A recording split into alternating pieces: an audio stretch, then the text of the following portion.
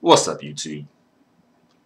So I want to come through and talk about exclusive spaces based on gender and skin tone within the black community, within the black race, of course. So recently, a very popular YouTuber, I won't mention the YouTuber's name, but we all know who I'm talking about. And, I'm not mentioning the YouTuber's name mainly because I'm not trying to make it come off as if I'm trying to like start a beef or anything like that, because that's definitely not the case. Not the purpose of this video. It's more so just to, explain and perhaps offer a different perspective on the situation.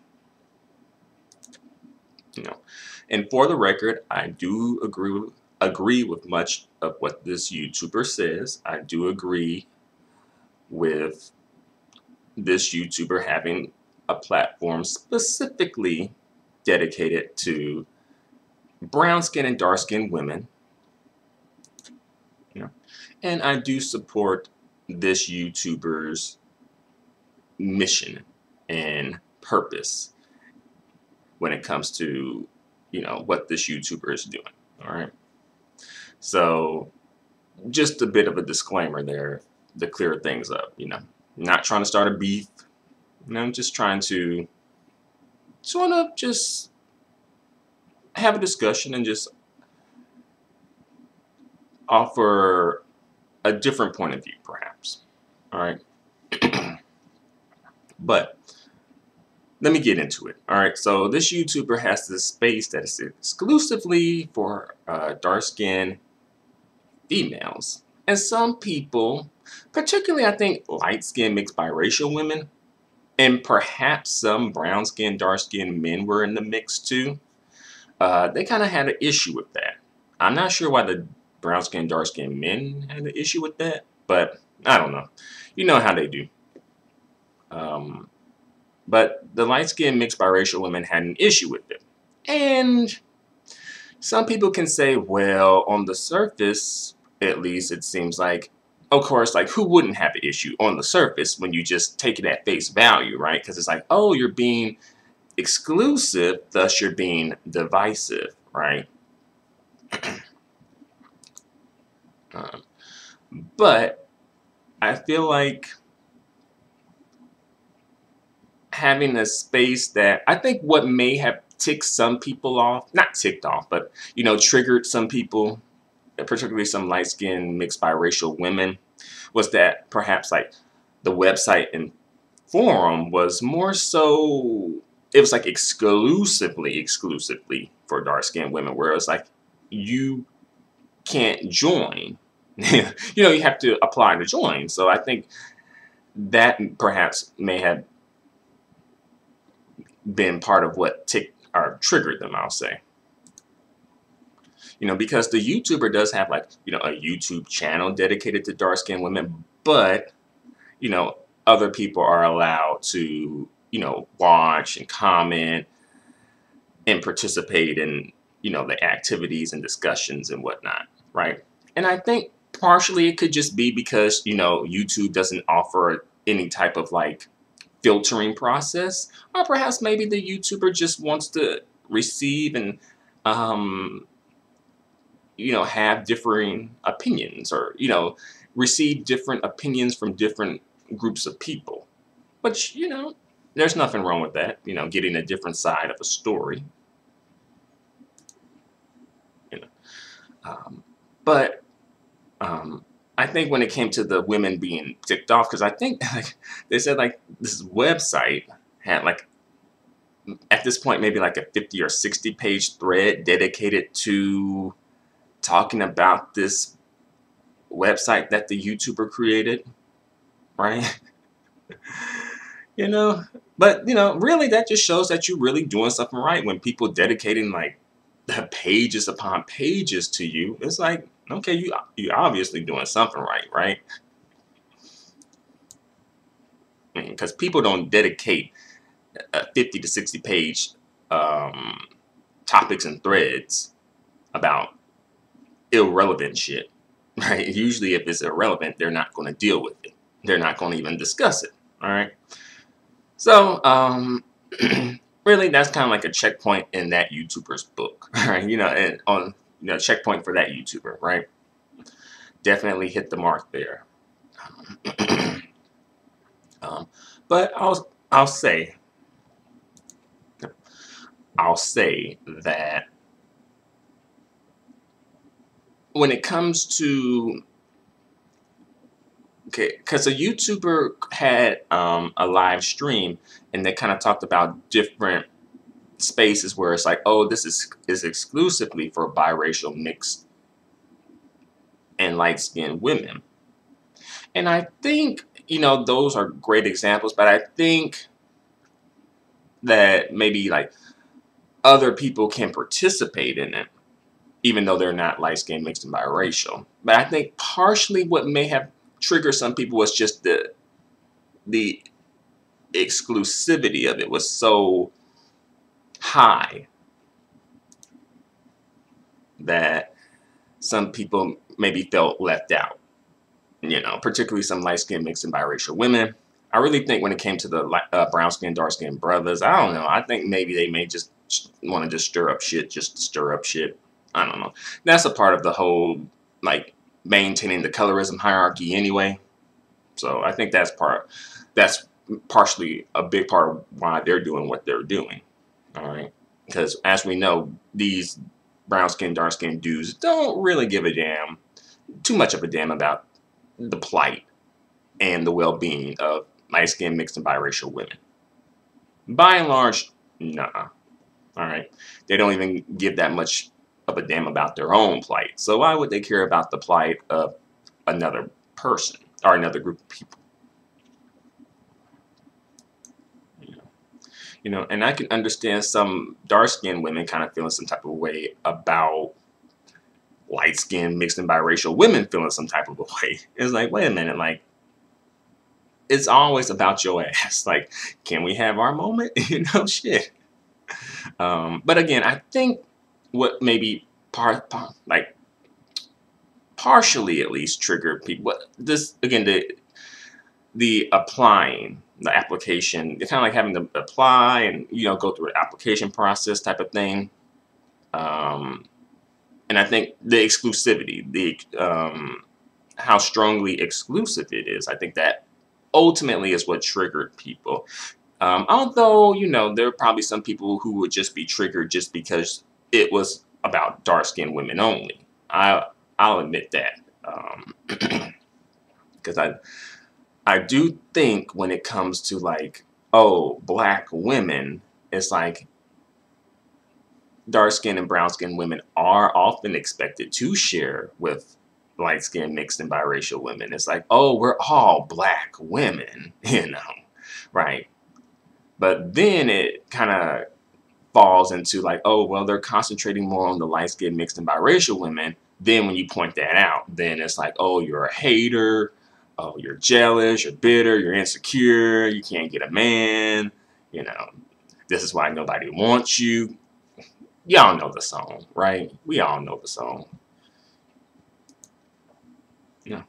But overall, I'll say that I do support I support having spaces specifically dedicated to, brown skin, dark skin women, because unfortunately I think that it's needed. It shouldn't be needed, but I think that it is needed because like when it comes to conversations about brown skin and dark skin women and what they should do, when it comes to like colorism, when it comes to interracial dating, when it comes to like even just beauty type of things, it's like everybody and their black mama got an opinion on it, right?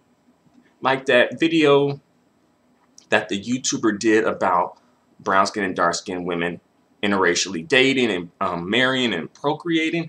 Everybody and their black mama had an opinion on that. Notice that everybody had an opinion on who brown skinned women should be dating, marrying, and procreating with, and the fear mongering that was happening on that in the comment section of that video as well. There's, yes, fear mongering happens too when these conversations come up too, by the way, especially when the interracial dating stuff comes up, right? You know, and I think, here's the thing, like, the fear mongering would be more acceptable if I think black men as a collective were offering black women as a collective a very good deal. And it just seemed like, oh, black women just, she just don't want to take the deal. But it's like such a good deal. Like, what's up with that? Right. But it's it's not like that. It's like, no, it ain't like that, And sometimes I really think, the black women have really just thugged it out and stuck it through just so that they can say they have a black man, just so they can say that they got black love, just so they can get some black children, just so they can be viewed as being pro-black, right? But at one point or another, it turns from being pro-black to being pro-whack. Right? At one point, it gets to that point, right? And if you're smart, you're like, nah, I can't keep on being pro-whack, But I say all that to say that ultimately, I support dark-skinned and brown-skinned women having, a space that is exclusively for themselves, because I think that they have a plight in issues that are often practically exclusively targeted towards them. So I think that is needed. Unfortunately, it's needed. I wish that we did live in a world where it wasn't needed. It would just be like, oh, that's not really necessary, but we don't, all right? Even within this community, the way that people, even on like my video comment sections, I've seen some people say some really like, shady, fucked up shit, And some of these people, particularly men, were like, oh yeah, I love brown skin and dark skinned women. I love chocolate women. Then in the next thread, the next video thread or whatever, they're all talking about like, this is why nobody dates you. This is why you're the most single, undesirable women on earth, And these dudes are supposed to be the good dudes that are into the, dark chocolate queens and, love brown skin and dark skin women. And I could probably do a whole video on that, But I will flip it around and kind of give you my personal take. Like, if I was in this situation, right? Like, okay, let's say if I was, browsing around on the internet and I ran across a space that said, exclusively only for dark-skinned men. Just dark-skinned and brown-skinned men only. And it's like, hey, if you, can't pass a reverse paper bag test, nah, we don't want you. All right. I would kind of feel a certain way. I'll be honest, I would. And I think, to be fair, the men's situation would be it's different from the women's situation, I think, though. To be fair, I don't think they're 100% comparable. But, just putting it out there, right? I would feel some type of way if, there wasn't a space that was saying, oh, black men, but only a certain shade of black man. I would feel some type of way about that, because it's like, hey, why are you making a distinction like that? Why are you perpetuating divisiveness, right? And also, I don't feel like it would be necessary, honestly, because honestly, when people think of a black man, usually a brown-skinned, dark-skinned black man would come to mind, On the other hand, when people think of a black woman, then we have to have all these damn long, drawn-out discussions about who's black, who's not black, black genetics, black seed versus black eggs, this, that, and the third, right? So, like I said, the situations aren't 100% comparable, but I just wanted to, throw that out there.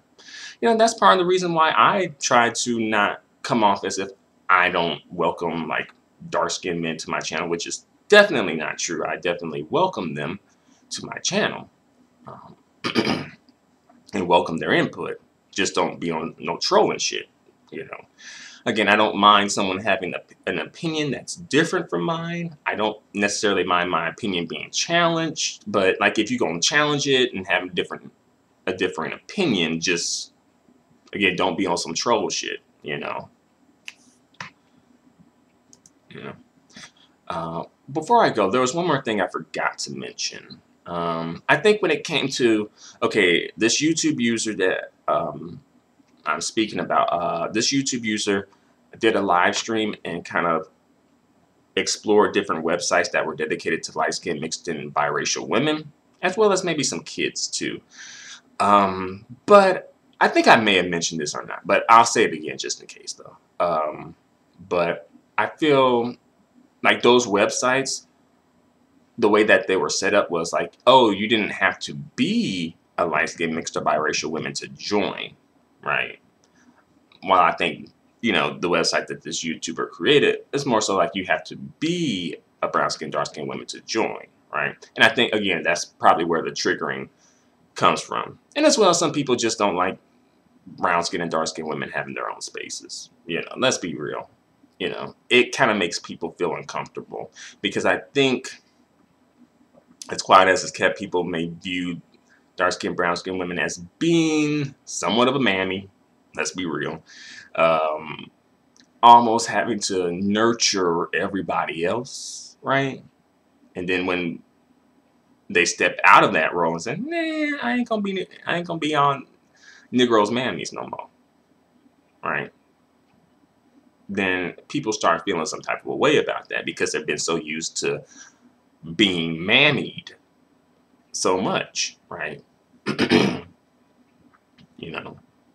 And this is probably going to happen if and when the collective of brown-skinned and dark-skinned women opt out of elevating the image of brown-skinned and dark-skinned men.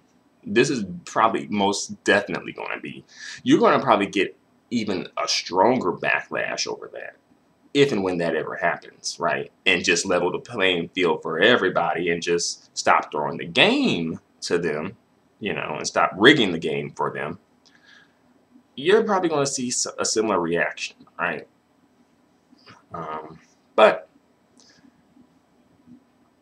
who knows? But thanks for watching. Please feel free to comment. Please feel free to give your take. Until the next video, adios and goodbye for now.